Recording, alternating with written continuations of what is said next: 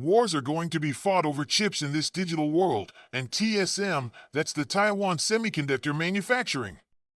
They control about 90% of the production of silicon chips. So, we're seeing the tone of media reports changing about China and Taiwan.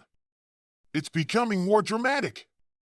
So, Colonel McGregor, is it possible, knowing the influence of our intelligence agencies over the media and politicians, that the U.S. is maybe trying to scare Taiwan, raising the tension and temperature to incentivize them to move their chip technology to the U.S. because we don't want to tolerate China eventually having a monopoly over that industry? Well, a couple of points. First of all, remember Japan and South Korea are equally dependent upon that microcircuitry being produced in Taiwan. And if you look at Taiwan from a purely economic standpoint, Taiwan and South Korea are both largely extensions in economic terms of Japan. Now, the hatchet is being buried between Japan and China. We keep assuming that somehow the Japanese will jump on board with us and help us fight the Chinese. Nothing could be further from the truth. The Chinese have opened their markets to Japan. And one of the principal reasons for conflict over the last several hundred years between Japan and China was the unwillingness of the Chinese to open their markets unless the Japanese paid tribute to the Chinese emperor. Well, the Japanese said no, we don't pay tribute to anybody, and you got lots of wars. Everybody else in Asia essentially paid a fee to get into the Chinese market. Well, she very wisely has said that's over because that's been the source of war and conflict in Asia for hundreds of years. So now you've got the Japanese that are keenly interested in their access to Taiwan, along with the South Koreans. And here we come along, and how long have we stood around since the 1980s? I mean, this business of shipping jobs and industries overseas began under President Reagan. Nobody ever points that out. It got started in the 80s, and it really went in high gear during the 90s under Clinton. Remember Clinton saying, well, the jobs aren't coming back. Well, it's just not coming back. Well, we didn't do what the Germans did or the Japanese or others and say, wait a minute. We're not going to allow X number of manufacturers, X number of factories, X number of whatever in our production base to go overseas. President Trump tried very hard and came to an agreement with the firm on Taiwan that produces these microchips. And he wanted to build a facility in Arizona. And he said, we'll give you whatever breaks are required tax-wise. We want to have a manufacturing facility here in the United States. We want to employ U.S. labor. Well, as soon as he was out of office, where did that go? Away. And all of a sudden, now people are saying we have to go to war to gain access to microchips. Well, that's insane. Everybody in Taiwan is going to be happy to sell you your microcircuitry. You don't have to go to war to get it. A friend of mine once said, Doug, why do Americans think they have to park a tank on top of the oil well to get at the oil? The Arabs will sell it to you. Saddam Hussein, whether you like him or not, would have sold you all the oil you wanted. So the bottom line is we gotta get out of this 19th century mindset. We're not the game. The game is not military. It's not I have more of X than you do, and I can destroy you, and so forth. That is not part of the discussion. It's not in the strategic calculus as far as Northeast Asia and the West are concerned. Those are the two major poles of scientific industrial power and understanding in the world. There should be no war between us. It's unnecessary. Now, that doesn't mean we won't have problems elsewhere. But the point is there's no need to go to war for microcircuitry. I think I heard this Representative McCall in Texas make some sort of stupid remark like that. Again, there's this underlying supposition that if you do something we don't like, you must be the enemy. Lots of people do things they don't like. We do lots of things other people don't like. Does it make us enemies? Right, that's well said. So, let's talk a little bit about where it's all going. Millennials are coming into power as sort of this next generation that's searching for answers to the problems that are impacting us, especially economically. It's why people like me have turned to things like Bitcoin. So, what advice do you have for younger generations on how the U.S. should position itself? What is the ideal role for the U.S. and the U.S. military going forward, and can we accept a multipolar world? Well, as far as millennials are concerned, I hope the right millennials end up in charge because the millennials coming out of the Ivy Leagues and the service academies are all brainwashed into this globalist world order nonsense. Gotta get out of that business. Got to understand that we are not imposing order on the world. The world is always somewhat disorderly and will remain somewhat disorderly. That's not all bad. We are a participant in the world, but we don't control it, nor do we want to. It's a bankrupting exercise. Everybody who's tried hegemony has failed and ultimately ended up ruined in bankruptcy. So, we don't want to do that anyway. Secondly, understand that we need to look at defense from the standpoint of defense. We need to get out of this business of intervening in other people's countries because of a particular lobby in the United States. And there are many foreign lobbies in the United States that are also connected to defense industries and have an interest in conflict because they want to sell their products. We gotta get control of this thing, and we need to scale back our investments in defense, but we need to invest more prudently and competently. You know, we have 44-star generals on active duty today. When I say generals or admirals, 44, and we have perhaps 1.1 million people in uniform. Now, at the height of the Second World War, when we had 12 million men in uniform, we had 7 4-stars. Wow! What's wrong with this picture? Now, your millennials out there must have learned something in business school about overhead and the tax that you pay for monstrous and unnecessary overhead. The overhead in American national defense is atrocious. It's outrageous. We have been busily hollowing out the military from year to year to year, the people who actually deploy and fight, and keeping all of the generals and adding to them.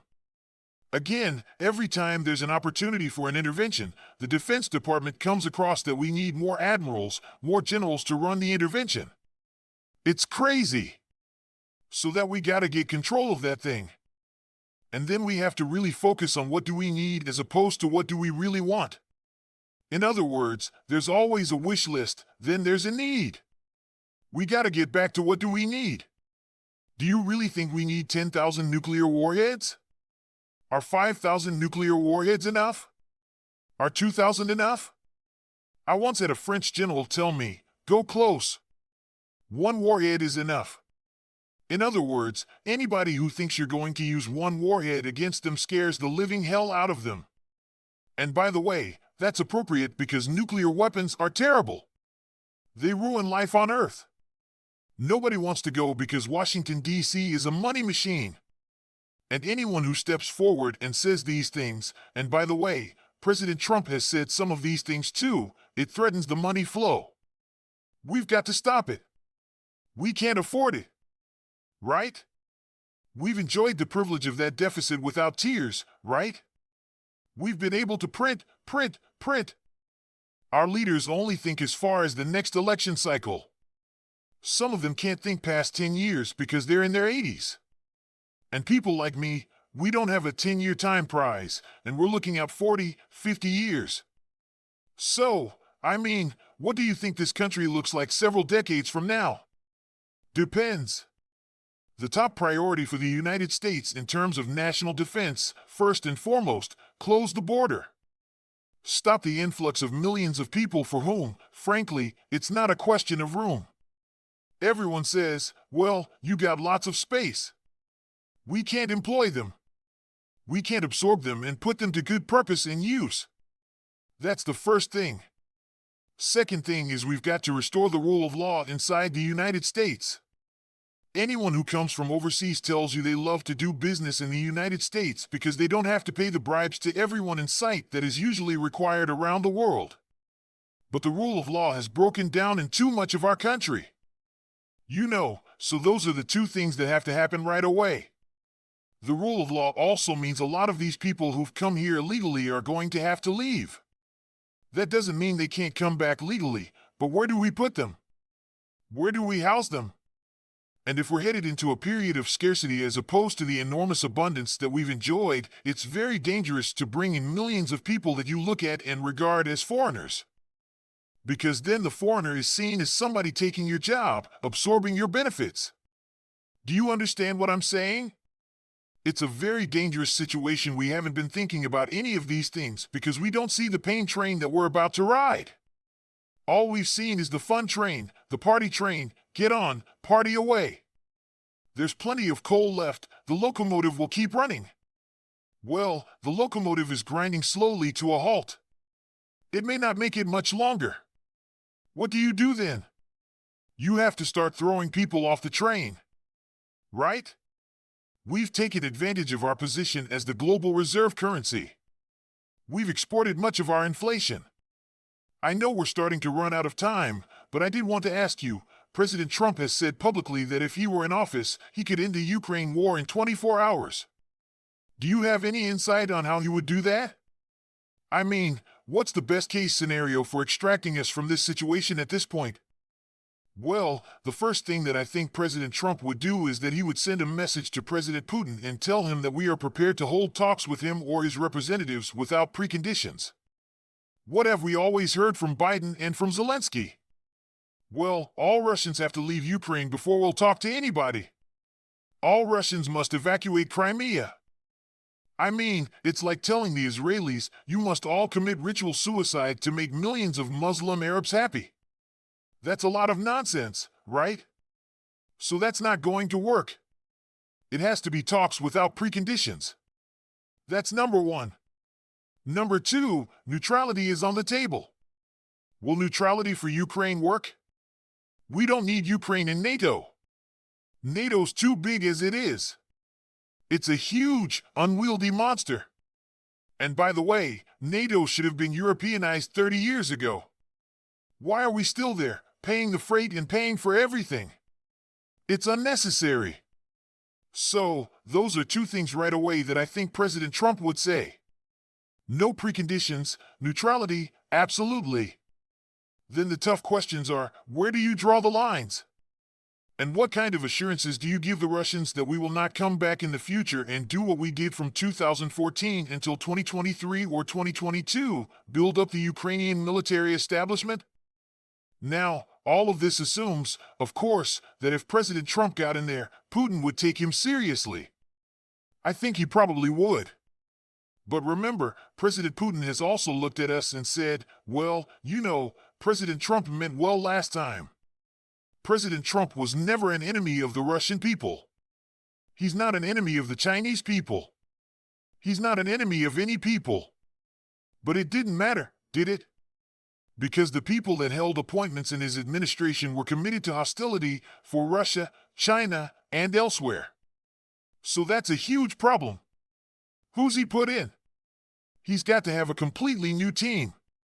And then you're still dealing with this sort of greedy Congress, greedy Senate, and House that wants money, money, money, money, money. They've become addicted to the financialization of the economy. They want the transaction fees. Just like the boys in the banks on Wall Street, they want to get their transaction fees. Well, that's the same thing true now in Washington, D.C. I often say the ideal president would probably be Oliver Cromwell, the Lord Protector of England, because he put an end to a lot of that corruption, and that was the biggest problem he faced in England. It's the corruption of the ruling elites. So, there's no easy answer, but I think that's what's on President Trump's mind, and I know he's very serious about it. Well, you've said it before, we have the best government money can buy. And you know, I think Putin is definitely prepared to keep this war going if we don't move in the direction of talks. But where I want to end it is, I know that you're a father, you have so much experience, and you've seen this country change over the last several decades. And I was just wondering, you know, do you have hope that it will get better, and how can we take from this conversation something that is a call to action and something? How can the viewers and the listeners do something today that will move us in the right direction? I think, in the short run, the most important thing you can do is demand accountability from the people who are currently sitting in Washington. I remember vividly when President Obama, surrounded by large numbers of globalist neocons, had been persuaded to put together strike packages for use in Syria, which would have expanded the ongoing disaster in Iraq to Syria. And when people heard about this, hundreds of thousands, millions of phone calls and messages started pouring in. So by the time he got to the podium, he said, "I'm not going to do it," turned around, and walked off the stage. So, you can have an impact on these people. But the only way you have an impact is to threaten them with the loss of their office, and that, unfortunately, is not always easy to do. But you can make it abundantly clear that war should not be on the table right now for China or Russia, and that our principal focus as a great power today should be to end the war in Ukraine exactly as President Trump has said, and stop pretending that the Russians are evil. They're not. They're normal people just as we do with legitimate security interests. Same things for China. Everyone forgets that Taiwan was the unsinkable aircraft carrier for the Imperial Japanese Armed Forces that invaded China and killed millions of Chinese. We may brush that aside and treat that with contempt. We should not. We need to understand other people have legitimate interests. You gotta demand that of the people that you're voting for. But remember, you're competing because you're not paying them. Their salary is modest. They're busy stuffing pockets full of cash from all the lobbyists and the other voices in the background urging them to do stupid things. Somebody said it's not voters who win elections, it's donors. That's